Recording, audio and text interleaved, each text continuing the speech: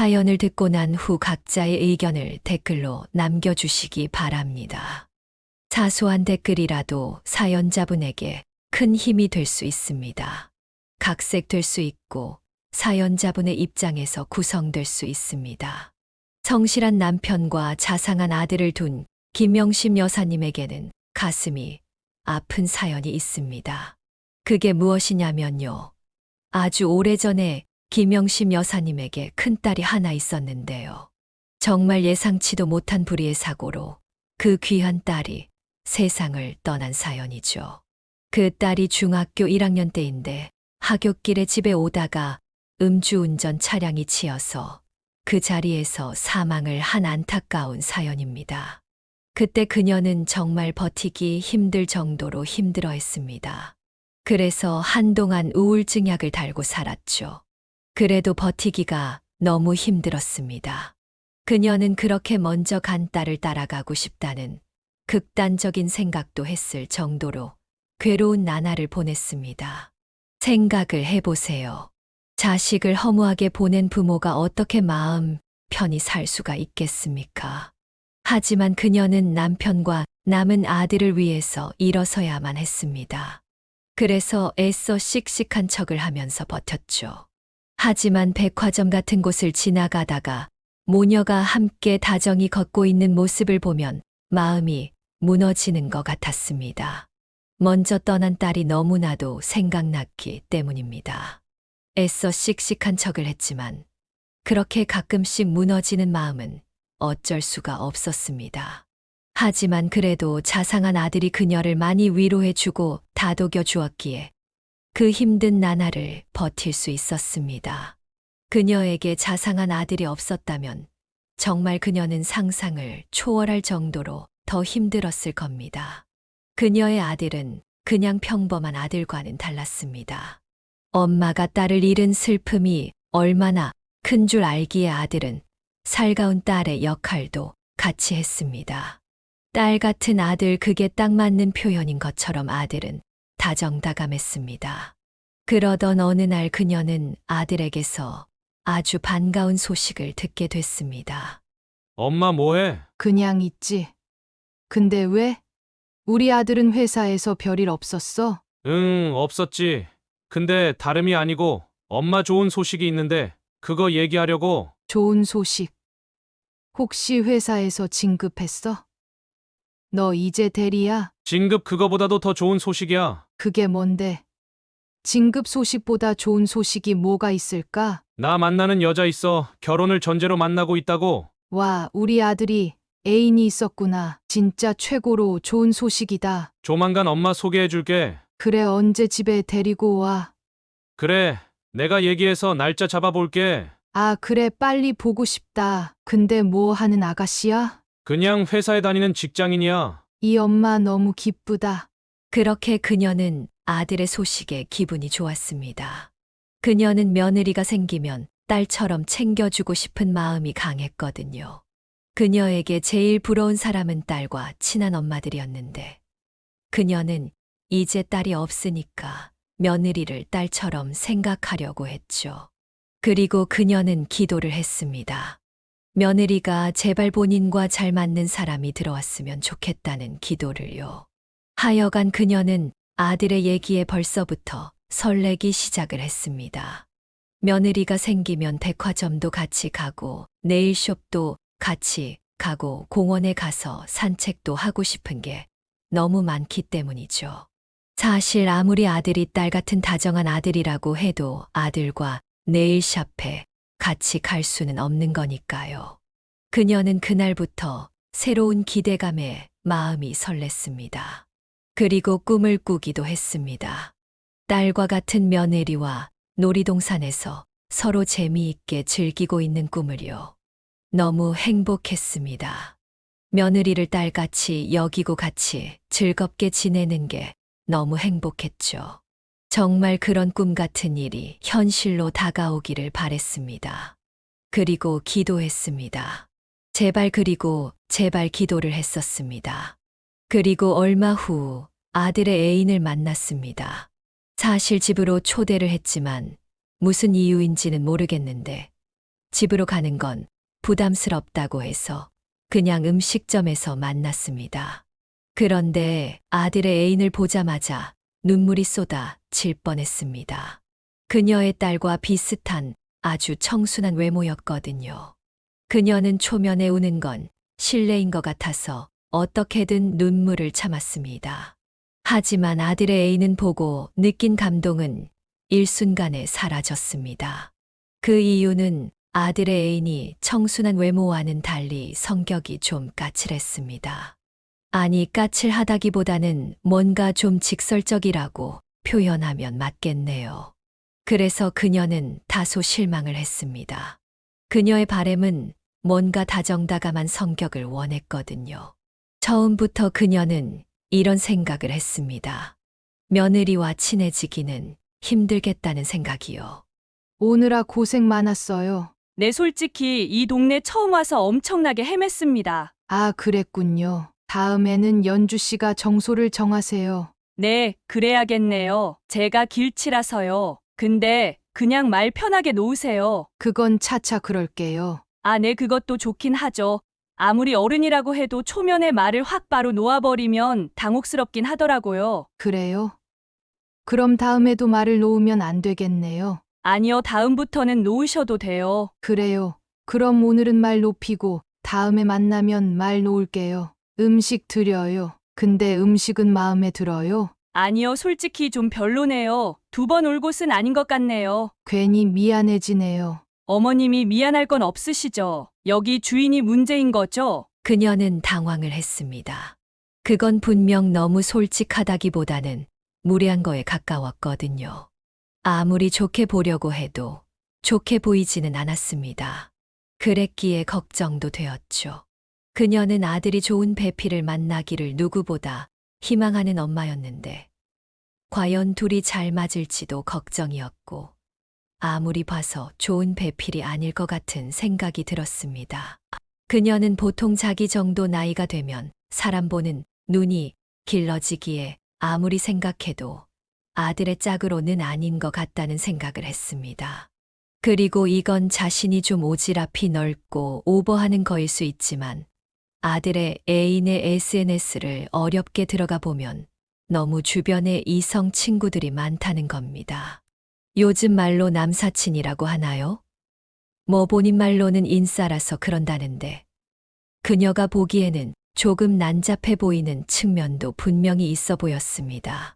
그녀는 아들의 애인을 보면서 그녀의 큰오빠가 생각이 났습니다. 그녀의 큰오빠가 지금 결혼을 2번 했는데요. 첫 번째 아내 때문에 정말 많이 힘들어 했습니다. 그걸 그녀는 옆에서 다 봤고요. 그런데 문제는 새언니가 너무 끼가 있다는 거였습니다. 그냥 사교적인 걸 넘어서 흔히 말해서 흘리고 다닌다고 표현을 하면 맞을까요? 하여간 그렇게 심각하게 사교적이어서 오빠가 많이 힘들어 했습니다. 동창회도 아주 자주 다니고 또 동창들이란 여행도 떠났는데 심지어는 그 동창들 여행에 남자 동창도 있었죠. 오빠는 그런 새언니를 이해하지 못했습니다.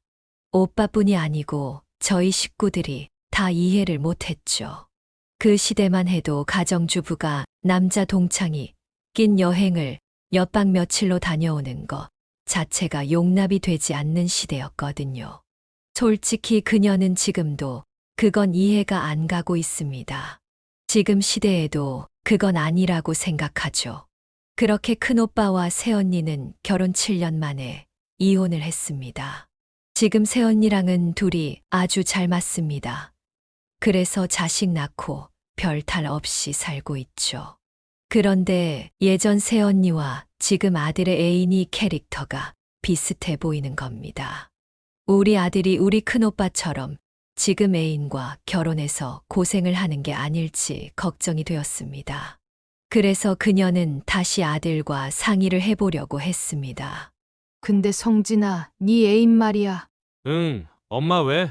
뭐 요즘 이 세대가 솔직한 건 아는데 솔직해도 너무 솔직한 것 같아. 엄마 그걸 그냥 우리 연주의 매력으로 보면 안 될까? 매력으로 보기에는 좀 그래. 솔직히 이 엄마는 네 짝으로는 걸맞지 않은 것 같구나. 엄마, 우리 연주가 겉은 좀 까칠해 보여도 속은 아주 착한 여자야. 그래 뭐 우리 아들이 나보다 더 잘 알긴 하겠지만 그래도 살짝 걱정이 되긴 하네. 엄마 지금 엄마의 그 우려가 괜한 우려였다는 거 내가 연주랑 증명해 보일게. 그러니까 너무 걱정하지 마. 그래, 너 말대로 그랬으면 좋겠네. 그렇게 그녀의 생각과는 달리 아들은 연주라는 여자와 점점 더 발전해 나갔습니다. 그렇게 그녀의 아들은 결혼을 진행시키고 있었죠. 그녀는 정말 이러지도 저러지도 못하는 상황이었습니다. 분명히 아들의 애인이 마음에는 안 들지만 그렇다고 무턱대고 반대를 하다가 아들과 사이가 멀어질까봐 그거도 걱정이 되어서 정말 이러지도 저러지도 못했죠. 그녀는 아들이 결혼을 하면 신혼집을 구할 돈의 일부라도 보태주려고 생각을 했고 예비 며느리와 이 문제를 상의하려고 했습니다. 상의를 해서 뭔가 돌파구를 마련하고 싶었죠. 솔직히 그 돌파구는 아들과 지금 만나고 있는 애인과 헤어지기를 바라는 거였습니다.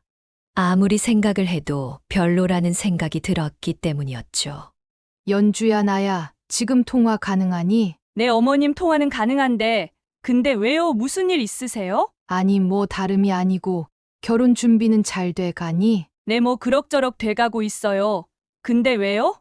뭐가 못 믿어오세요? 아니 그런 건 아니지만 솔직히 얘기하며 제일 중요한 게 신혼집 구하는 거잖아.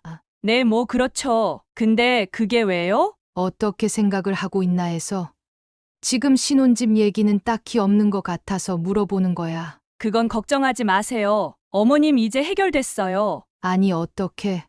도대체 뭘 어떻게 해결이 되었다는 거야? 결혼하면 우리 집에서 살거든요. 그럼 뭐야? 혹시 대릴사위?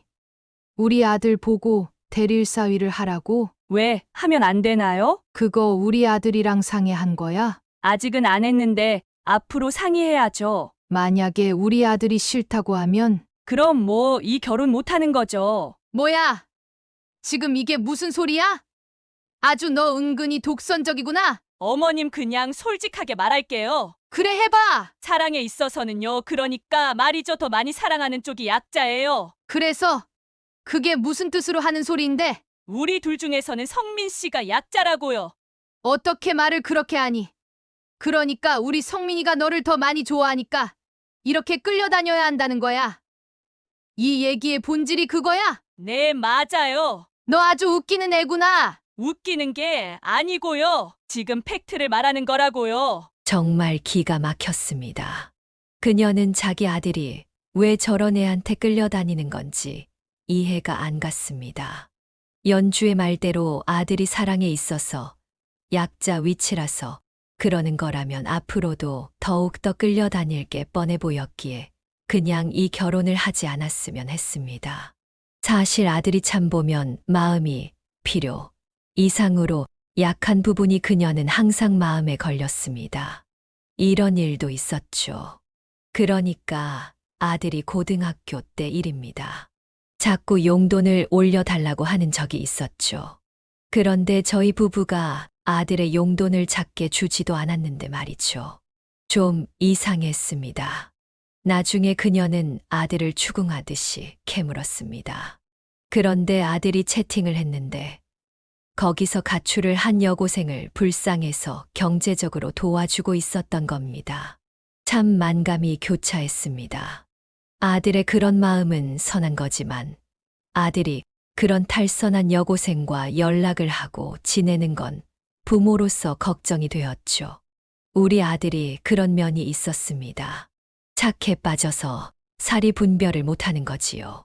지금 분명 아들은 이렇게 사리 분별을 못하는 상태라고 생각을 했습니다. 그래서 더 걱정스러웠죠. 이걸 어떻게 막아야 하나 싶었습니다. 이건 정말 아니라 싶었으니까요. 자식이 잘못되는 길을 가는 걸 어떻게 부모가 그냥 보고만 있겠습니까? 그건 정말 아니죠. 그녀는 확실히 아들이 잘못된 길을 가는 거라고 판단을 했습니다. 그랬기에 당연히 아들이 그 결혼을 멈추길 바랬죠. 나 오늘 연주랑 통화했는데 걔가 그러더라고. 뭐라고? 자기 집에서 살 거래. 아, 연주가 그랬어? 그래. 너 근데 대릴 사위하고 살 수 있겠어? 생각은 안 해봤는데 뭐 그렇게 해야 한다면 그렇게 해야지. 아니 왜 우리 집 귀한 아들이 그래야 하는데? 엄마, 나 말이야 연주 많이 좋아해. 그래 연주가 그러더라고. 네가 사랑에 있어서 약자라고. 근데 연주는 너 좋아하긴 하냐? 그냥 네가 일방적으로 좋아하는 거 아니야? 연주도 나 많이 좋아해. 근데 내가 연주를 더 좋아하는 건 사실이야. 미치겠다 진짜. 엄마가 우리 연주 좀 예뻐해주라. 걔는 예쁘게 봐주려야 예쁘게 봐줄 수가 없어. 그녀는 아들의 애인이 싫었습니다. 그래서 결혼을 반대도 해봤지만 자식 이기는 부모 없다고 결혼을 승낙할 수밖에는 없었습니다. 그녀는 아들의 배우자로 크게 바라는 건 없었습니다. 그냥 가족과 잘 어울리는 그런 아들의 짝을 원한 건데 참 그녀의 마음에 전혀 들지 않는 며느리감을 데리고 온 아들이 원망스러웠습니다. 그래도 어떻게든 예쁘게 보려고 노력은 했습니다. 하지만 계속해서 문제점이 생겼습니다. 그 문제점이 드러나면서 그녀는 점점 이건 아니다 싶은 생각을 했습니다. 사실 솔직히 말하면 그녀는 자기의 며느리에게 큰 걸 바라는 것도 아니었습니다. 그냥 평범하게 다른 조신한 며느리처럼 가족들과 별 탈 없이 지내는 거, 그거 하나 바라는 거였죠. 하지만 어느 시부모가 며느리가 시집을 온 첫 명절에 시댁에는 안 오고 해외여행을 간다고 하는데 섭섭하지 않을까요? 제가 너무 하는 걸까요? 자꾸 옛날 얘기를 하기는 싫은데 굳이 하자면 그녀는 시집을 가고 대략 4, 5년 동안은 명절에 친정에 가지 못했습니다. 그게 비단 우리 집안이 얘기일까요? 아닙니다. 그때는 그랬습니다. 당연히 며느리는 시댁에 더 큰 비중을 두는 거죠. 그래서 며느리 입장에서 그게 한으로 남기도 하지만 그런데 며느리의 숙명이라는 부분도 간과할 수 없다고 생각합니다. 물론 그걸 원망하는 건 아닙니다. 다만 지금 며느리의 행동이 이해가 가지 않는다는 걸 얘기를 하는 거죠. 지금 며느리는 시대를 생각하더라도 정말 너무 이해가 안 될 정도로 무지한 구석이 있어서 저와 가족들이 좀 당황스러운 부분이 있었습니다. 그건 그녀가 100번, 1000번 이해를 하려고 해도 쉽지 않은 부분이었습니다. 하여간 그녀의 며느리가 무슨 얘기를 했는지 들어보시죠. 아들아 지금 많이 바쁘냐? 아니 엄마 지금 통화 가능해. 이제 곧 추석이네. 결혼해서 처음 맞는 명절이네. 응, 그러네. 근데 너희는 언제 올 거야? 추석 당일에 올 수 있지. 엄마 전날에 갈게. 근데 나 혼자 내려갈 거야. 아니 왜? 우리 마누라는 가족들이랑 대만 여행 간대. 뭐 그런 경우가 다 있어. 아니 결혼하고 처음 맞는 추석에 무슨 여행이야? 우리 마누라한테 명절은 그냥 해외여행 가는 날이야. 정말 기가 막힌다. 뭐 그런 애가 다 있냐? 그녀는 아무리 이해를 하려고 해도 쉽게 이해가 가지 않았습니다. 하지만 계속해서 그 이해 안 가는 상황은 발생했습니다. 하루는 혼자 백화점을 돌아다니고 있었는데 멀리서 낯이 익은 얼굴이 보이는 겁니다. 자세히 보니까 며느리였습니다. 그런데 바로 옆에는 아들이 아닌 웬 건장한 남자가 있었고 둘은 아주 다정히 팔짱을 끼고 있었습니다. 그런데 더 황당했던 부분은 다른 남자와 있던 며느리가 조금의 거리낌도 없이 그녀를 대하는 그 부분이었죠. 아니 어떻게 저렇게 시어머니를 보고 뻔뻔하게 당당할 수 있는지 그녀는 솔직히 이해가 쉽게 가지 않았습니다. 그리고 며느리를 보면서 얘기를 했었죠. 어머머 어머님 여기 웬일이세요? 그렇는 너는 웬일이니? 어머님도 쇼핑 오셨어요? 어머님은 김포에서 여기 오기 쉽지 않으셨을 텐데. 지금 그게 문제가 아니고 옆에 누구야? 친구요, 남사친 남자 사람 친구요. 그이도 잘 아는 친구예요. 아니 아무리 친구라고 해도 결혼한 여자가 다른 남자와 팔짱을 끼고 있는 건 보기 안 좋네. 어머님 촌스러운 마인드시다. 촌스럽다고 해도 좋은데 아닌 건 아니야. 정말 왜 그러세요? 너는 알면 알수록 더 실망만 하게 하는구나. 저는요, 저한테 실망하셨다는 어머님께 실망을 했습니다. 뭐야? 너 지금 그걸 말이라고 하는 거냐? 하여간 저는 그랬다고요. 엄청 실망을 했다고요. 더 이상 너랑 얘기를 했다간 혈압이 터지겠네. 그만하자. 그녀는 그렇게 백화점을 나왔습니다. 거기에 더 있다가는 혈압이 터질 것 같았습니다. 왜 나한테 이런 말도 안 되는 일이 생겼는지 이해할 수가 없었습니다. 그냥 지독히 독한 악몽을 꾸고 있는 것 같았습니다. 정신이 어지러웠습니다.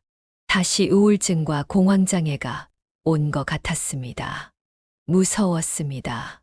이건 정상적인 상황은 아닌 게 확실했습니다. 그녀는 일단 밖으로 나와서 아들에게 전화를 했습니다. 물론 아들이 그녀의 의사를 이해했을지는 모르겠지만 그래도 그녀는 바랬습니다.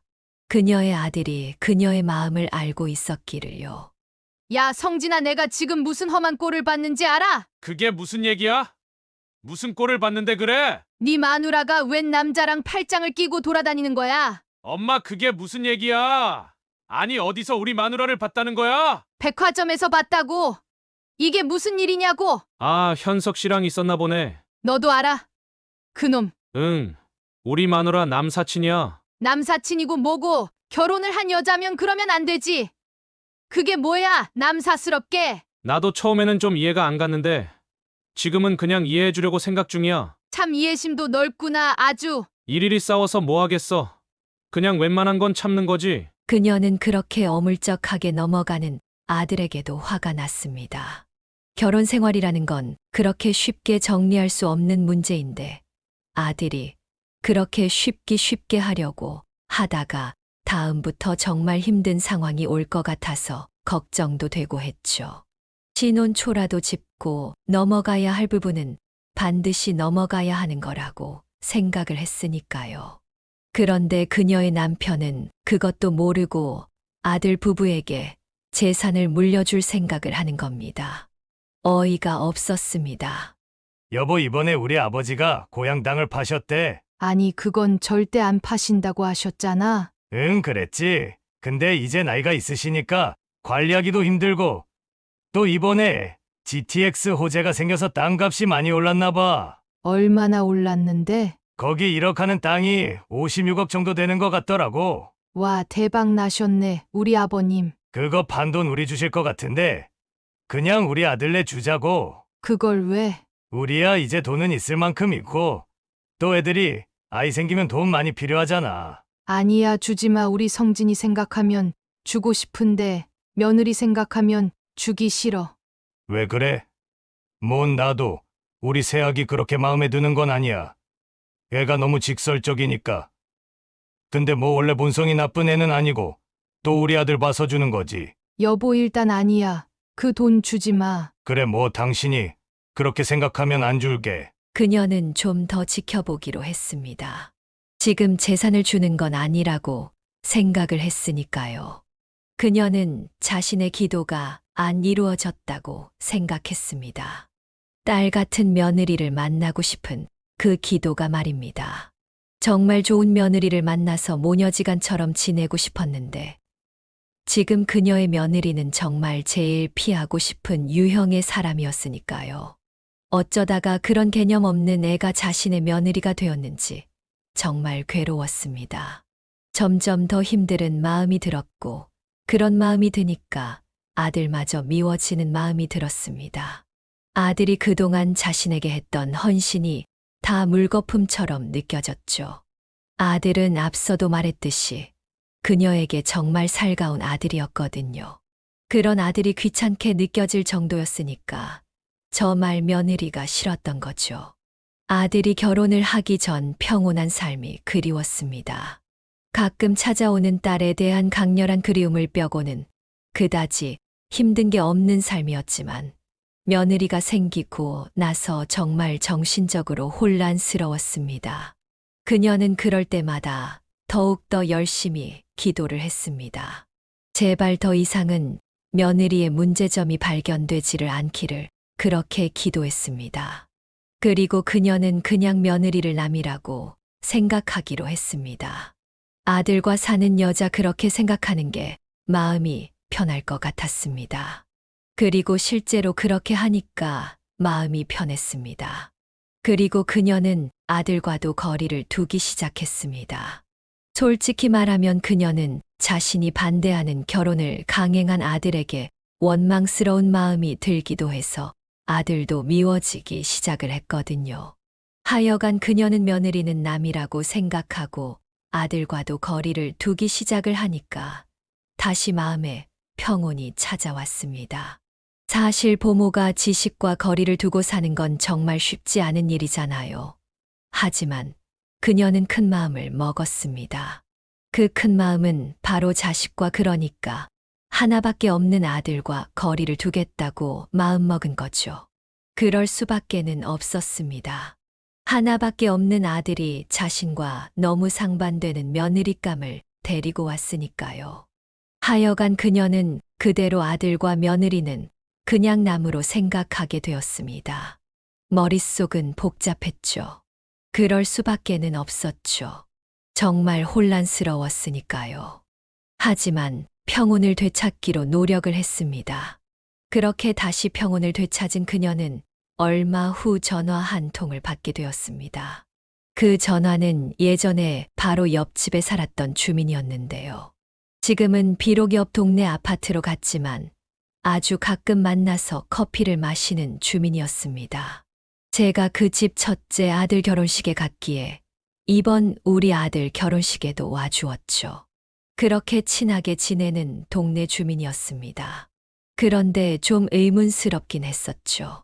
특별한 이유가 없으면 먼저 전화를 하는 사람이 아닌데 뭐 때문에 먼저 전화를 했는가 싶어서 의구심이 들었습니다.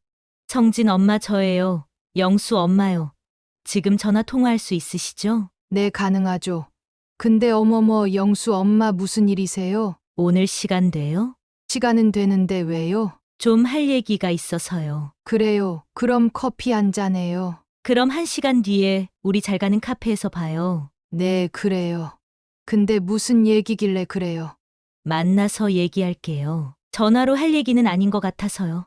아니, 무슨 얘기길래 전화로 못해요? 그렇게 말하니까 더 궁금하네요. 하여간 만나서 얘기할게요. 그녀는 영수 엄마가 무슨 얘기를 하려길래 직접 만나자고 하는 건지 궁금했습니다. 도대체 무슨 심각한 얘기길래 직접 만나자는 건지는 그 어쩐 짐작도 할 수는 없었습니다.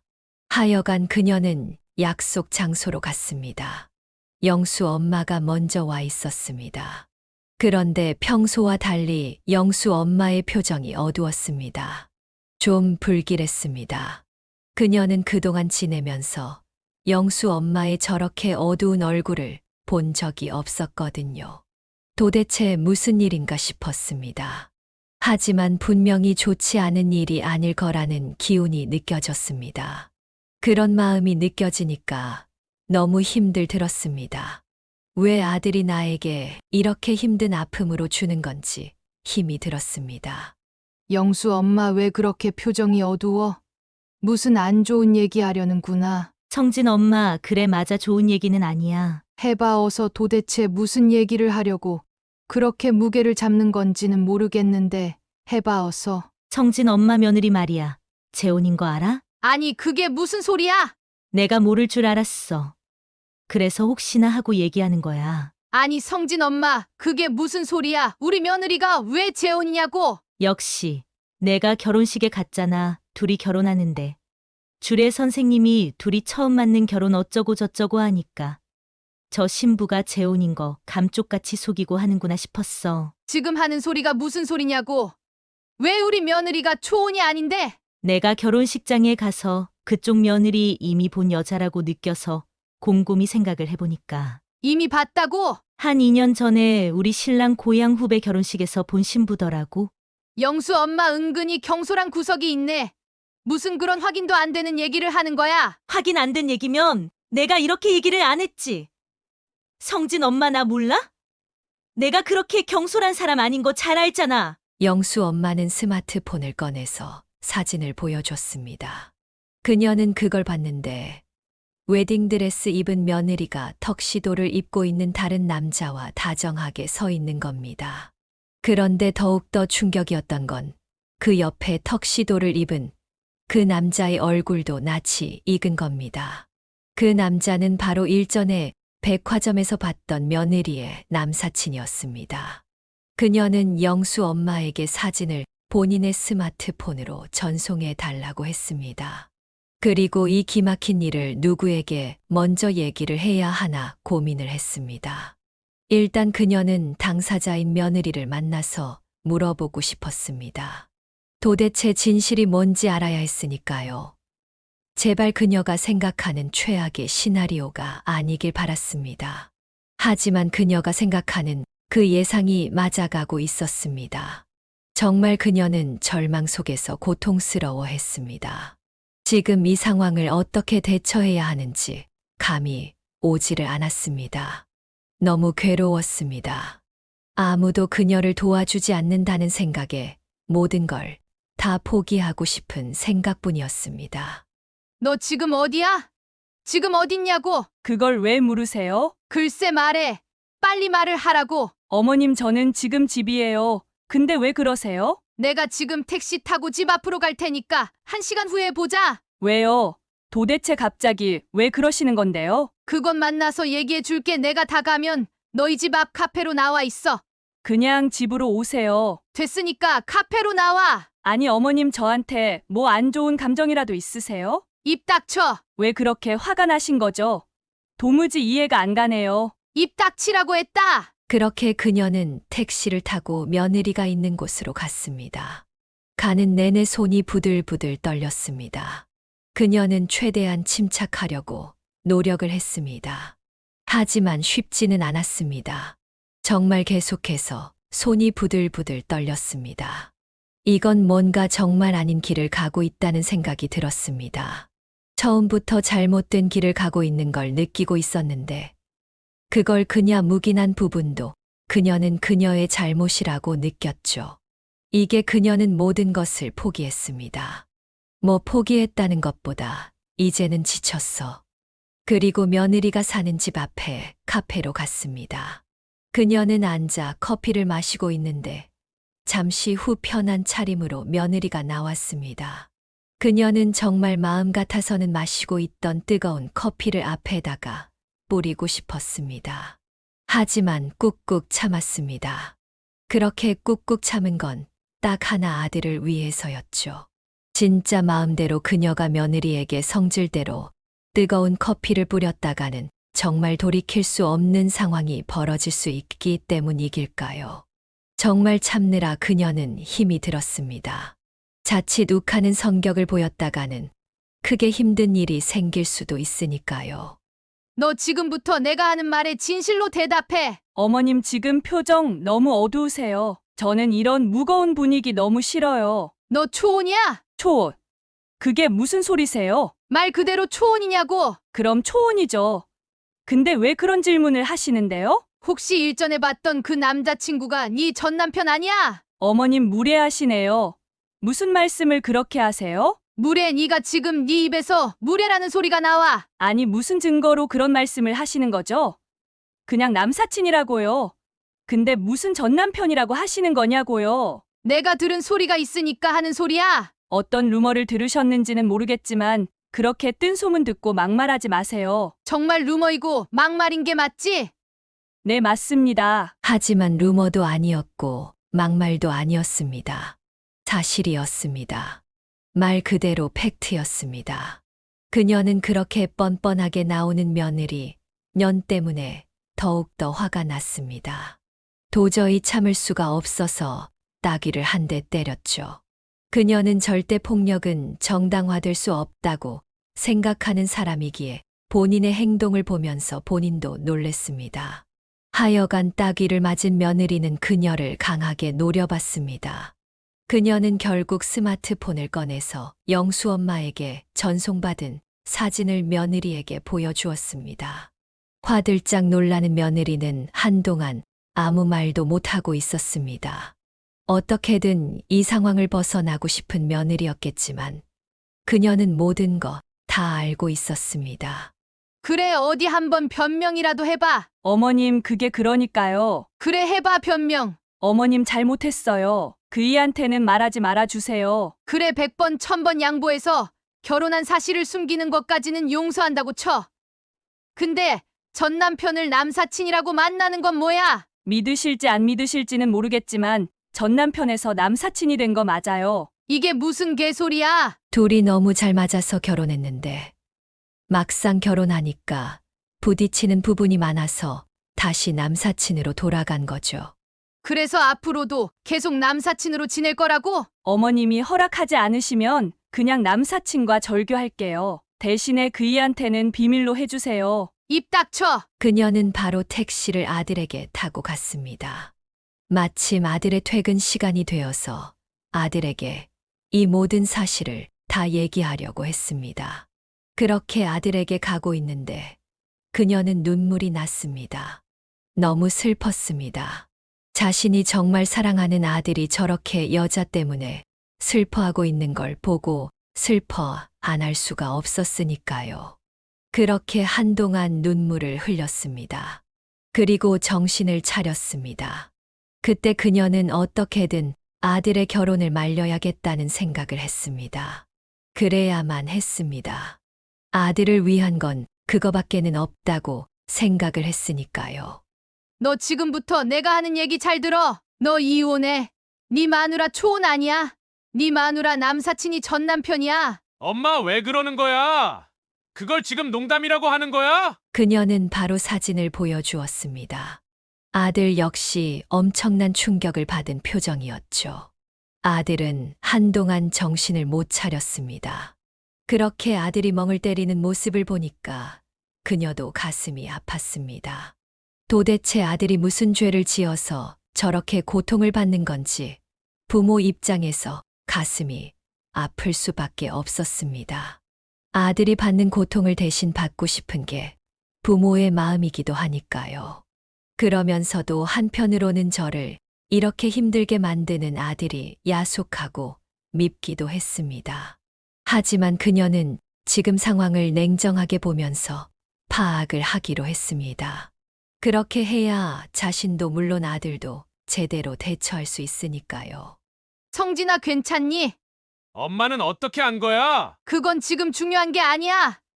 일단 집으로 들어와. 이혼 준비해. 생각할 시간을 좀 줘. 걔는 유책 배우자야. 알았으니까 생각할 시간을 좀 달라고. 너는 어떻게 그따위 년을 만난 거야? 엄마 나도 너무 힘드니까 제발 좀 그만하라고. 제발. 나도 그만하고 싶어. 근데 네가 자꾸 이런 일을 만드니까 그러지? 그녀의 아들은 그렇게 자리를 박차고 자리를 떠났습니다. 그 뒤로 제가 전화를 했지만 받지 않았습니다.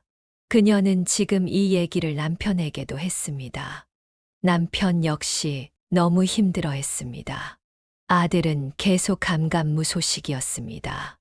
일단 전화를 전혀 받지 않았습니다. 그녀는 아들의 회사로 찾아갔습니다. 그런데 아들이 휴가를 썼다는 겁니다. 그녀는 아들이 어디 여행을 가서 마음속 정리를 하고 이혼을 하길 바랐습니다.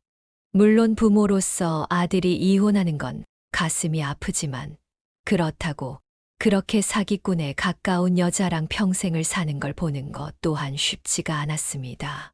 그냥 둘 사이에 아이가 없을 때 헤어지는 게 낫다는 생각을 했습니다. 그렇게 아들이 여행을 다녀와서 마음의 정리를 하길 바랐죠. 그런데 얼마 후 며느리년에게서 전화가 왔습니다. 물론 며느리년의 목소리도 듣기 싫었지만 일단 무슨 변명을 늘어놓는지 드러나 보자는 마음으로 일단 전화를 받았습니다. 그런데 제 예상과는 달리 며느리의 목소리가 밝더라고요. 며느리의 목소리가 밝았기에 더 역겹다는 생각이 들었습니다. 어머님 잘 지내셨죠? 내가 잘 지냈을 것 같니? 용건이 뭐야? 어머님 좋은 소식 전하려고 전화했습니다. 좋은 소식. 저희 다시 화해했어요. 우리 이제 정말 예쁘게 잘 살게요. 미쳤구나. 너도 미쳤고 우리 아들도 미쳤어. 원래 사랑은 미친 짓이죠. 미쳐야 사랑을 할 수 있죠. 입 닥쳐. 어머님, 저 남사친이랑도 절교했어요. 이제는 진짜 우리 남편만 보고 살게요. 나는 이제 너도 안 보도 아들도 안 보고 살 거야.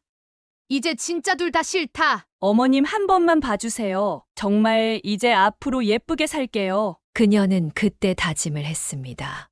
이제 자신은 아들이 없는 엄마라고 부모를 이렇게 힘들게 하는 놈은 더 이상 자식이 아니라는 생각을 했습니다. 그녀는 이제 남편만 의지하면서 살겠다고 마음먹었습니다.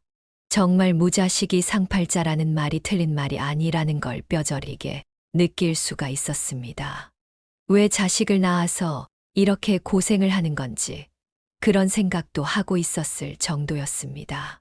그만큼 자식은 인생에 있어서 큰 도움이 안 된다는 걸 느낄 수가 있었습니다. 여보, 성진이 그놈 기어코 내 말 안 듣고 지 마누라랑 계속 살겠대. 그게 잘 된 건지 안 된 건지 뭐네. 그게 잘 된 건지 안 된 건지 모르겠네. 당연히 안 된 거지. 그런 사기꾼 같은 년이랑 어떻게 평생을 살려고 그래? 뭐 자기 팔자인 거지. 여보, 이제 우리는 자식 걱정 그만하고 우리끼리 의지하면서 잘 살자 알고. 뭐 자기 팔자인 거지. 여보, 이제 우리는 자식 걱정 그만하고 우리끼리 의지하면서 잘 살자고. 그래 여보, 나는 이제 자식 없는 여자라고 생각하고 살 거야. 그래 맞아. 진짜 자식이 왼수다 왼수. 그래 맞아. 진짜 자식이 왼수다 왼수. 그렇게 정말 왼수 같은 자식 걱정을 안 하고 사니까 그녀는 다시 마음의 평온을 찾기 시작했습니다. 그리고 다시 취미 생활도 하고 여유로운 일상의 재미를 느끼고 살았죠. 그런데 몇 개월 후 아들의 전화가 계속해서 그녀에게 오는 겁니다. 그녀는 더 이상 자식 때문에 고통받고 싶지 않았기에 전화를 받지 않았고 아들의 번호마저 차단을 해버렸습니다. 그렇게 아들과의 연락이 일단락되는가 싶었는데, 그렇게 마무리되나 싶었는데 그게 아니었습니다. 아들의 직접 집으로 찾아왔습니다. 그녀는 또다시 불안감이 찾아왔습니다. 네가 왜 온 거니? 우리 이제 연락하지 말고 살자. 엄마 나 이혼했어. 역시 사람은 고쳐 쓰는 게 아니더라고. 언제 이혼했는데? 정확히 한 달 전에 이혼했어. 그 남사친이란 놈이랑 내연 관계를 유지하고 있었더라고. 나쁜 년 내가 살다 그렇게 못된 년은 처음 본다. 그래 엄마 맞아. 엄마가 아주 잘 봤어. 그년 진짜 나쁜 년이었어. 너는 이제 어떻게 살 거니? 그냥 이제 여자 없이 살 거야. 그래서 말인데 나 집으로 다시 들어와도 될까? 아니, 그냥 나가서 살아. 엄마 아직도 화가 안 풀린 거야. 화가 안 풀린 게 아니고 이제는 자식 걱정하지 않으면서 살고 싶다. 이제 엄마도 좀 숨 좀 쉬고 살자. 내가 여기서 지내는 게 엄마를 힘들게 하는 거면 그렇게 그냥 나가서 살게. 그렇게 아들은 나갔습니다. 그녀는 한편으로는 좀 너무했나 하는 생각도 들었지만 그래도 냉정할 때는 냉정하게 대처하는 것도 좋다고 생각했기에 후회는 없었습니다. 그리고 이번 일로 아들에게 정이 떨어졌기에 다시 같이 한 집에서 살기도 싫었거든요. 하여간 지금 이대로가 좋다고 생각했습니다. 그냥 가끔 명정이나 생일 정도에나 보는 그런 정도의 사이가 딱 좋다고 생각을 했으니까요. 그녀는 이제 또 다짐했습니다. 아들이 생각이 바뀌어서 또 결혼할 수도 있겠지만 결혼을 하든 말든 이제는 신경을 쓰지 말자는 다짐을요. 그렇게 시간이 흐르고 흘렀습니다. 아들이 지금 만나는 여자가 있다고 연락이 왔습니다. 전혀 반가운 전화가 아니었습니다. 더 골치가 아픈 일이 없었으면 하는 생각이 들었으니까요. 또 이번에는 어떤 여자를 만나서 또 소개를 해줄지 고민이었습니다. 그녀는 말이죠. 하지만 그 우려와는 달리 이번에는 꽤 괜찮은 여자인 것 같다는 생각이 들었습니다. 엄마 잘 지내지? 그래, 엄마는 잘 있어. 너도 잘 있지?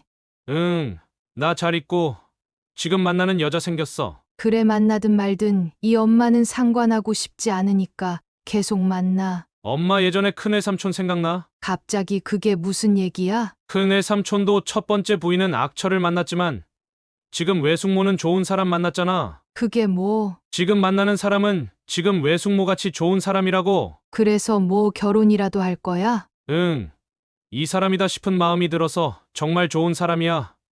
그래서 엄마한테 소개해주고 싶어. 아우, 모르겠다. 나도 약속 잡을 게 만나나 봐. 그녀는 지금 외숙모 같다고 한 말에 조금 마음이 흔들렸습니다. 자신의 오빠도 첫 번째 부인으로는 악처라면 악처를 만났지만 두 번째 아내는 나름 본인과 잘 맞는 여자를 만나서 지금까지 잘 살고 있으니까요. 그리고 궁금하기도 했습니다. 지금 아들이 만나는 여자가 어떤 여자일지요. 물론 첫 번째 사기꾼에 가까운 연주라는 애보다는 나을 거라는 기대감도 들긴 하더라고요. 그렇게 아들의 성화로 만났습니다. 일단 그녀는 남편은 데리고 가지 않았습니다. 일단 남편에게 소개하기 전에 그녀가 먼저 만나보고 나서 다음에 남편에게 소개해 줄지를 결정을 하려고 생각했거든요. 그렇게 그녀는 아들의 두 번째 여자를 만났습니다. 솔직히 첫인상은 나쁘지 않았습니다. 그리고 대화를 하는데 확실히 아들의 전처와는 달랐습니다. 그녀는 안도의 한숨을 내쉬었습니다. 그리고 그녀는 아들의 애인을 만나고 나서 남편에게 얘기했습니다. 남편에게 얘기해도 괜찮을 거라는 판단이 들었기 때문이었죠. 남편도 그녀의 얘기를 듣고 이번에 아들이 만나는 여자는 괜찮을 거라는 판단을 했습니다. 그녀는 이런 얘기를 남편에게 했습니다. 멀리 있는 길을 돌고 돌아 아들의 드디어 좋은 짝을 만난 거라는 얘기를요. 여보, 나 사실 말이야. 오늘 누구를 만났는지 알아? 누굴 만났는데? 우리 성진이가 지금 만나는 사람이 있다고 하네. 아니 또 그놈이 누굴 만나? 뭐냐 그러면 여자를 또 만나는 거야 그런 거야. 근데 말이야, 여보, 예전에 걔랑은 달라. 그래? 그럼 뭐 다행이긴 하네. 지금 성진이가 나이가 아직 젊으니까 혼자 살기에는 모호하기도 하지. 그래 여자가 있으면 좋긴 하지. 그래, 이번에 한번 같이 만나보자. 제발 이번에는 좀 제대로 된 여자여야 할 텐데 말이야. 그렇게 남편과 다 같이 만났습니다. 그때 뭔가 눈물이 막 나는 걸 억지로 참았죠. 뭔가 감동이 밀려오는 건 어쩔 수가 없었습니다. 역시 사람 보는 눈은 다 비슷했습니다. 남편도 아들의 두 번째 여자는 마음에 들어 했습니다. 그렇게 아들은 재혼을 준비하고 있습니다. 가끔씩 아들이 만나는 여자를 보고 있는데 사람이 진국이라는 생각을 들게 하더라고요. 예전에 한 번 이런 일도 있었습니다. 그녀가 재혼 상대자를 카페에서 만난 적이 있었습니다.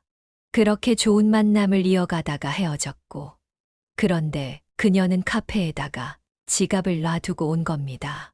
그래서 다시 그 카페에 갔는데, 글쎄 아들과 만나는 그 여자가 주변에 폐휴지를 줍고 있는 어느 어르신에게 용돈을 주고 있는 겁니다. 그녀는 그 모습만 보고도 아들의 재혼녀가 어떤 성품의 사람인지 느낄 수가 있었습니다. 그렇게 그녀는 아들의 재혼 상대자에게서 좋은 기운은 느꼈습니다. 그렇게 그 기운은 정말 맞았습니다. 아들은 결혼했고 지금은 잘 살고 있습니다. 역시 그녀의 사람 보는 눈이 맞았던 것이었죠. 그렇게 지금은 아들 며느리와 잘 소통을 하면서 잘 지내고 있습니다. 우리 며느리 자랑을 하자면요. 음식 솜씨가 뛰어나서 정말 제가 호강을 하고 있습니다. 앞으로도 우리 아들 며느리와 즐겁게 재미있게 즐거운 시간을 아주 많이 보냈으면 좋겠습니다. 여기까지가 김영심 여사님의 사연이었습니다. 다시 행복한 삶을 찾은 영심 씨가 대단합니다. 사연을 듣고 댓글을 남겨주시기 바랍니다. 사소한 의견일지라도 사연자분에게는 큰 힘이 됩니다. 노골적인 악성 댓글은 사연자분에게 상처가 될 수 있으니 삼가주시기 바랍니다.